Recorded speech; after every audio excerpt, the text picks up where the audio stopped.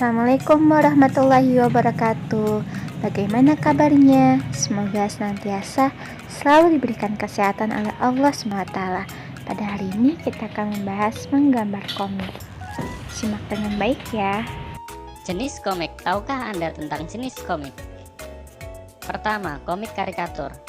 Komik tipe kartun atau karikatur ini berjenis humor atau banyolan dan editorial, bersifat kritikan atau berupa sindiran politik yang dapat menimbulkan sebuah arti. Nah, komik ini biasanya ada di surat kabar, dan nanti media kita tidak sedang membuat ini. Jadi ini hanya sebuah contoh. Berikutnya adalah komik strip. Komik strip adalah gambar yang berisi cerita yang biasanya terdiri dari 3 hingga 6 panel atau sekitarnya. Juga dapat berupa humor atau cerita yang serius yang menarik untuk disimak di setiap periodenya hingga tamat. Nah, ini saya ambil contoh komik fisika dari Pak Ayub Miftah di blog beliau. Nah, ini kira-kira kita akan membuat komik yang seperti ini, tapi untuk ilustrasinya beliau kebetulan mungkin bisa menggambar. Nah, nanti para peserta pelatihan ini silahkan menggunakan foto yang nanti ada proses digital imaging, diberikan efek sehingga menjadi efek kartun yang diberikan balon dialog. Nah, berikutnya adalah komik majalah. Buku komik berukuran seperti majalah atau ukuran besar, biasanya menggunakan sampul tebal dan berisi 64 halaman. Contohnya komik matematika keluaran Bimbel, komik-komik biasanya komik DC dan komik Marvel. Elemen dalam komik saya ambil referensi materi dari Mas Indria Marsi. Berikutnya yang pertama adalah panel komik. Panel adalah kotak yang membingkai ilustrasi gambar dan teks sehingga membentuk sebuah alur cerita komik. Sebelah kanan ada contoh gambar layout komik, di situ berisi banyak panel, dan di Indonesia cara membaca komik dari kiri ke kanan dan seterusnya. Mungkin di negara lain seperti Jepang atau Arab Saudi mungkin berbeda cara membacanya. Berikutnya, sudut pandang kamera atau shoot angle, bahasa visual bidikan kamera yang ditampilkan dalam menciptakan persepsi pembaca dari pengungkapan adegan cerita. Jadi nanti para peserta pelatihan silahkan membuat bidikan kamera ilustrasi sesuai dengan alur ceritanya dan mana nanti sudut pandang kamera yang pas, apakah sudut pandang mata burung, apakah dari pandang kata, kemudian apakah eye level yang sepat dan lain sebagainya. Berikutnya adalah ukuran gambar. Definisinya sama. Di sini adalah ukuran gambar yang paling sering digunakan di komik ya. Banyak. Yang pertama adalah extra long shot, kemudian medium close up, long shot, close up, medium long shot, big close up, medium shot, dan extra close up, seperti itu. Jadi ini sesuai pemakaian dan sesuai peruntukan ekspresi daripada tokoh-tokoh yang ada dalam komik. Berikutnya adalah parit komik. Parit adalah batas ilustrasi atau ruang untuk mengimajinasi sebuah adegan cerita komik. Di sini Anda bisa lihat bahwa dalam setiap panel kotak ini dibingkai dengan panel dan ada selanya itu paritnya, dan itu membatasi ruang imajinasi antara satu ilustrasi dengan ilustrasi berikutnya.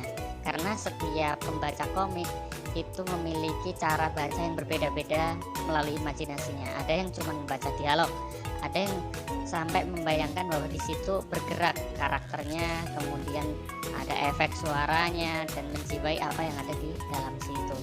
Sehingga ini adalah satu ruang yang itu untuk mengimajinasi sebuah adegan cerita komik. Berikutnya yang tidak kalah penting di sini adalah balon kata atau banyak disebut dengan balon dialog. Balon kata berisi komunikasi tokoh komik, pada umumnya berisi dialog, pikiran, dan narator atau captionnya. Yang pertama Anda bisa dilihat dalam sebelah kiri. Di sini adalah berpikir ya. Biasanya diwakili dengan simbol seperti itu, beberapa bulatan atau dia seperti awan biasanya. Nah, berikutnya sebelah tengah di sini yang atas ini bicara atau dialog, ini diwakili dengan balon kata yang seperti ini. Kemudian jika dialognya 2 atau 3 tokoh, gambarnya, simbolnya seperti itu. Dan di bawah sebelah kiri di sini contoh pemilihan balon dialog berteriak, kemudian sebelah kanan ini bergumam ya, ngomong dalam hati misalnya.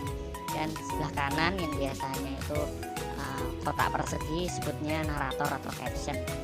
Dan nanti para peserta pelatihan sebaiknya juga bisa membedakan balon kata ini dan peruntukannya sesuai dengan alur ceritanya.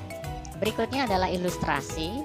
Ilustrasi yang dimaksud dalam komik pendidikan ini adalah aset visual yang bersifat foto kolase yang diberikan efek. Foto dipilih agar memudahkan pendidik dalam menyampaikan pesan visual, karena tidak semua pendidik memiliki keahlian dalam menggambar atau ilustrasi, sehingga nanti kita menggunakan foto, yang foto itu nanti kita berikan efek. Di sini kita tidak melatih ilustrasi atau menggambar, sehingga yang harus nanti difahami adalah Anda latihan membuat sudut pandang ukuran gambar ketika memfoto. Berikutnya adalah penokohan.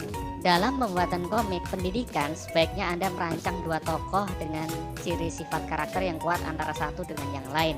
Kenapa hanya 2? Karena agar fokus ya. Kemudian boleh tokoh atau karakter figuran jika diperlukan sebagai pelengkap. Satu tokoh memiliki karakter rasa ingin tahu atau kebiasaan bertanya, satunya memberikan penjelasan terkait materi topik pembelajaran. Jadi cukup 2 tokoh saja nanti dipilih. Nah, penokohan di sini bisa berupa manusia, bisa berupa misalnya nanti memfoto boneka, misalnya action figure, monster atau dinosaurus yang sesuai dengan target anak-anak ya. Jadi kalau misalnya ilustrasi komik untuk anak SD tentu beda dengan yang SMA dan lain sebagainya. Sebaiknya penokohan ini adalah penokohan yang memang Anda mudah ya membuatnya, atau Anda bisa terinspirasi dari siswa Anda di kelas. Berikutnya adalah alur cerita.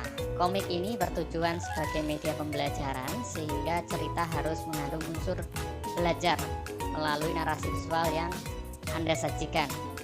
Rangkaian alur cerita sebaiknya mengarah pada pertanyaan pembelajaran.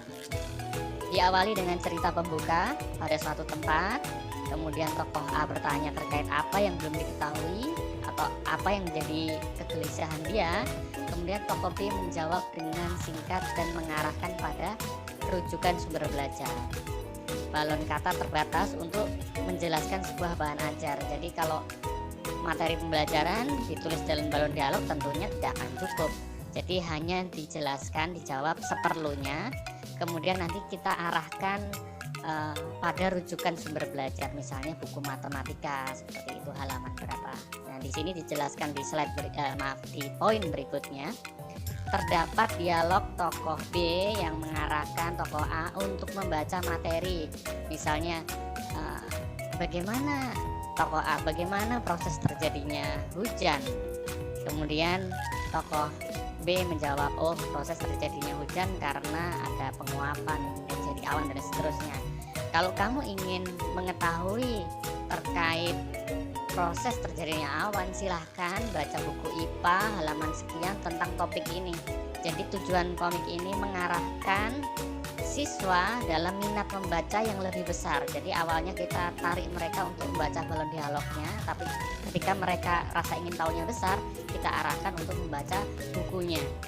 Nah, yang terakhir adalah ketika Anda sudah membuat media pembelajaran komik, berikan aktivitas atau evaluasi setelah membaca komik, misalnya kuis, misalnya diskusi, atau mencari contoh dan lain sebagainya.